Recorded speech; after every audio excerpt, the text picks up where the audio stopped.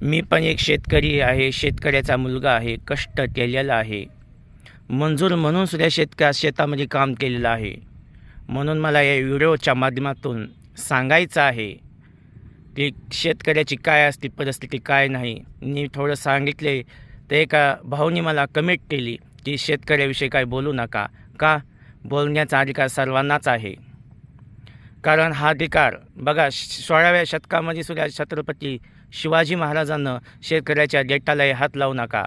आणि आजही जे आम्ही शेतकरी असो, प्रत्येक मजूर वर्ग असो, नोकर वर्ग असो, प्रत्येक जे सुखी आहे फक्त बाबासाहेब आंबेडकरांनं दिलेल्या संविधानाच्या माध्यमातून आहे. शेतकऱ्याचं जर नुकसान झालं, पीक नाही जर निघालं, तर आपण विमा मागतो किंवा सरकारनं काहीतरी मदत करावी. म्हणून हा मी एक व्हिडिओ टाकला, ते सरकारापर्यंत जावा किंवा हा प्रत्येकाचा बोलण्याचा अधिकार मिळावा.